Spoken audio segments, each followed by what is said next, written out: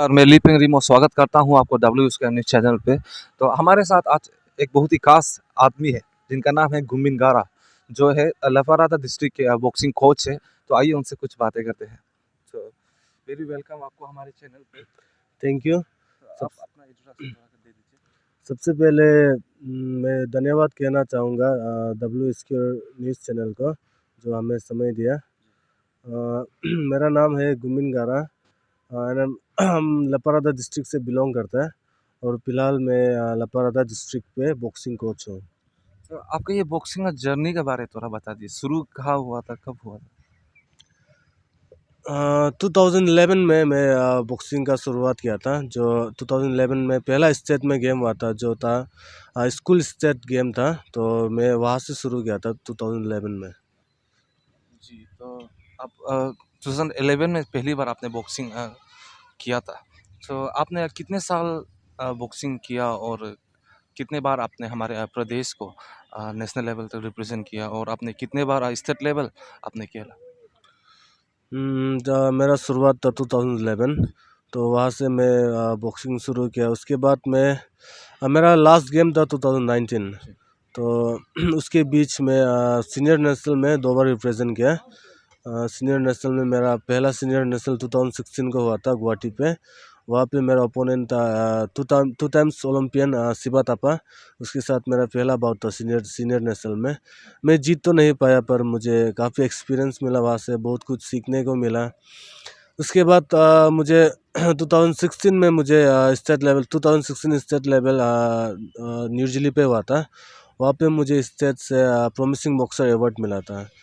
लगभग मैं 7 times state level represent किया, including state Olympic and inter club. तो उसमें मेरा 7 मेडल आया, including gold, silver and bronze. उसके बाद मैं नोटिस गेम खेला। उसके बाद स्कूल नेशनल खेला, इंटर यूनिवर्सिटी खेला एंड इनविटेशन गेम खेला। तो आपने पूरे मिलाकर हमारे स्टेट लेवल में अपने डिस्ट्रिक्ट को रिप्रेजेंट करते हुए 8 टाइम्स आपने खेला। उसके बाद हमारे प्रदेश को रिप्रेजेंट करते हुए नेशनल लेवल पर सीनियर नेशनल 2 बार। इसके बाद नॉर्थ ईस्ट में 1 बार। जी, तो आप इतने अच्छे प्लेयर थे पहले भी, तो अभी आप ऐसे कोच आप कर रहे हैं। तो ये प्लेयर से कोच इसका सफ़र थोड़ा बताइए, प्लेयर से कोच का ऐसे कैसा हुआ? जब मैं अपना आखिरी गेम खेल रहा था 2019 को, जी। जो गंगा बस्ती पे स्टेट लेवल ऑर्गेनाइज किया था, जो गंगा बस्ती को सॉरी गंगा क्लब ने ऑर्गेनाइज किया था। तो वो गेम के बाद मुझे वहाँ से जो हमारा लपरादा डिस्ट्रिक्ट न्यू डिस्ट्रिक्ट फॉर्म हुआ था, तो वहाँ से मुझे ऑफ़र आया कि वहाँ एक कोच का ज़रूरी है। वहाँ एक एकेडमी खोला है, बॉक्सिंग का एकेडमी।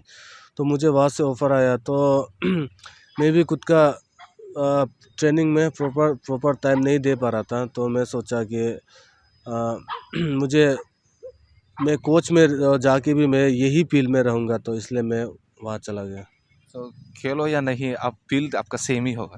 तो जैसे कि आपने कहा कि आपका 19 में लास्ट मैच था, तो आपका तकरीबन करीब-करीब 3 साल या 4 साल हो रहा है कोचिंग एज़ अ कोच।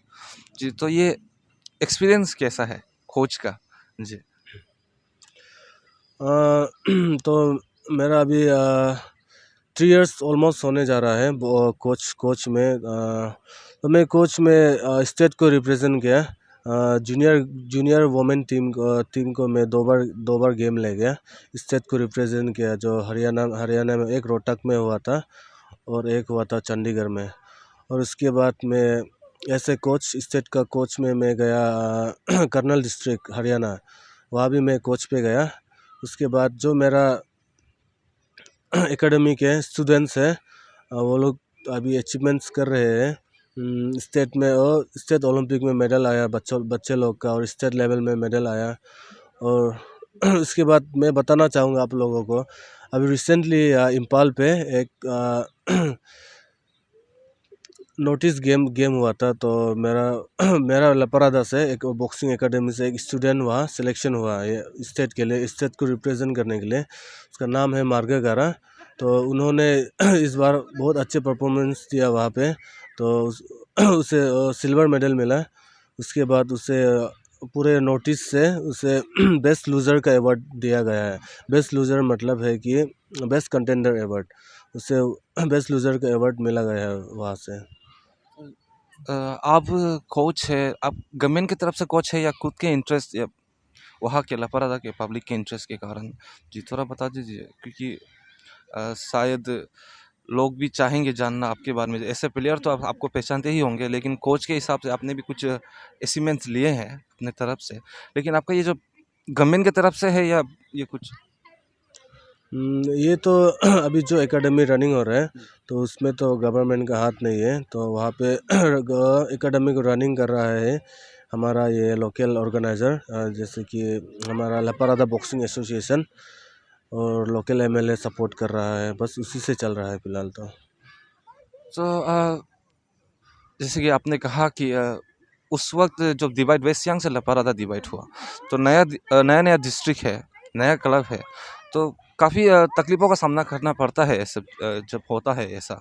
तो आप लोगों को कुछ क्लब बनते वक्त कुछ तकलीफ़ हुआ? हाँ, शुरू में मुझे थोड़ा तकलीफ़ हुआ, क्योंकि मैं एक ऐसा डिस्ट्रिक्ट पर जा रहा था जहाँ जहाँ बॉक्सिंग के बारे कोई आइडिया नहीं था वहाँ के लोग को। नया डिस्ट्रिक्ट फॉर्म हुआ, साथ ही साथ वहाँ के लोगों को बॉक्सिंग क्या है, खेलता कैसे है, इसका क्या फ़ायदा होगा, ऐसे कुछ आइडिया नहीं था। तो पेरेंट्स का भी बहुत वो होता था कि मेरा बच्चा को पढ़ने देगा, ये नहीं करेगा, ऐसे बहुत कुछ था। पर अभी तो सब ठीक हो गया, अभी पेरेंट्स भी समझने लगा। और फिर एक दो पेरेंट्स है जो मेरे साथ आता है और बोलता है कि मेरा बच्चा आपकी वजह से ना, बॉक्सिंग की वजह से बहुत डिसिप्लिन में आ गया, बहुत सुधर गया। तो बहुत अच्छा लगता है ये सब सुनने में। तो फिलहाल तो अभी सब तो ठीक चल रहा है वहाँ पे। तो क्लब क्लब कैसे को ये कुछ सरकार की तरफ से कुछ फंड्स या फिर कुछ इक्विपमेंट्स आते हैं आपके क्लब में? हाँ, वैसे तो ये क्लब जो फॉर्म किया था हमारा लपारादा बॉक्सिंग एसोसिएशन वाले ने, तो मुझे कोच के लिए बस इनवाइट किया था। तो अभी इक्विपमेंट्स वगैरह तो हमारा लोकल एमएलए जो गोकर बसर सर है, तो उन्होंने हमारे एकेडमी पे रिंग दिया एंड इक्विपमेंट्स दिया। और बाकी बाकी तो अभी तक गवर्नमेंट से कोई सपोर्ट नहीं मिला है। तो अगर बारिश आ जाता है तो क्या प्रैक्टिस कंटिन्यू होता है या? हाँ हाँ अच्छा, ये हमारा वहाँ जो हमारा एमएलए सर है, उन्होंने बॉक्सिंग एकेडमी एक परमानेंट कंस्ट्रक्शन कर दिया है। इंडोर स्टेडियम बना दिया है बॉक्सिंग के लिए, तो बारिश में भी अंदर प्रैक्टिस कर सकता है। तो फिलहाल आपके पास कितने स्टूडेंट्स हैं? फिलहाल मेरे वहाँ 20 स्टूडेंट हैं जो रजिस्टर में एंट्री है। तो ऐसा मुझे कुछ आइडिया तो नहीं है बॉक्सिंग के बारे में, लेकिन ऐसा सुनने में आता है कि जो इक्विपमेंट्स होता है जैसे कि boxing gloves, ring shoes and sandals, ये काफ़ी काफ़ी महंगा होता है ये।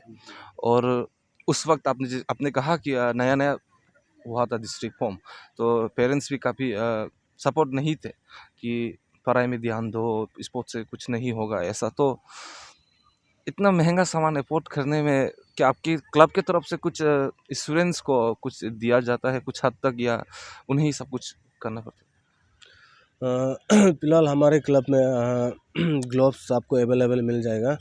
आपके जो ग्लोव्स चाहिए प्रैक्टिस के लिए ना, ग्लोव्स हो गया, फेद हो गया, बैग हो गया, ये सब क्लब में अवेलेबल है। बाकी जो आपका पर्सनल यूज़ है, जैसे कि आपका बैंडेज हो गया और सेंडो, जो हमारा बॉक्सिंग ड्रेस बोलता है सेंडो, ये सब आपको पर्सनली खुद का होना पड़ता है। और ये आपका रिंग शू हो गया, ये सब आपको खुद का पर्सनली लेना पड़ता है। जैसे कि आपने कहा कि आप सरकार की तरफ से नहीं है कोच, तो आप तो ईटानगर के रहने वाले हैं, वैसे तो वहाँ के हैं लेकिन आप रहता है यहाँ, तो बासर में आप कोचिंग कैसे, आपका गुजारा कैसा होता है, क्योंकि आपको आपने खुद कहा कि सरकार की तरफ से तो कुछ आता भी नहीं है। मेरा रेसिडेंट तो ईटानगर पर है, पर मेरा होम टाउन जो वहाँ का है, तो मेरा पेरेंट्स सब यहाँ रहता है, तो मैं वहाँ एक रेंट पे रहता हूँ। उसके बाद मुझे वहाँ हमारा जो एमएलए सर है, लोकल एमएलए श्री गोकर बसर जी, उनका तरफ से मुझे सैलरी एवरी मंथ मिल जाता है, तो मैं फ़िलहाल उसी से गुजारा कर रहा हूँ। हमारे सरकार से क्या अपील रहेगा?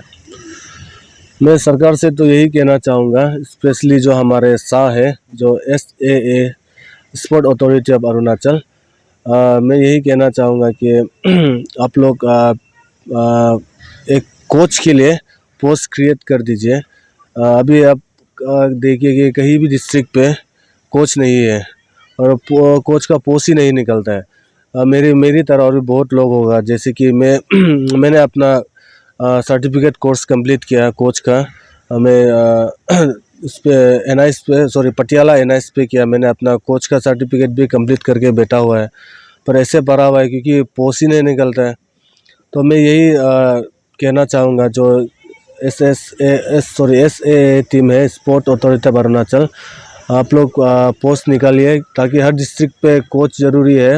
हर अभी ऐसा है कि सारा, जैसे कि स्पोर्ट्स एकेडमी हो गया, सारा कैपिटल पे ही है।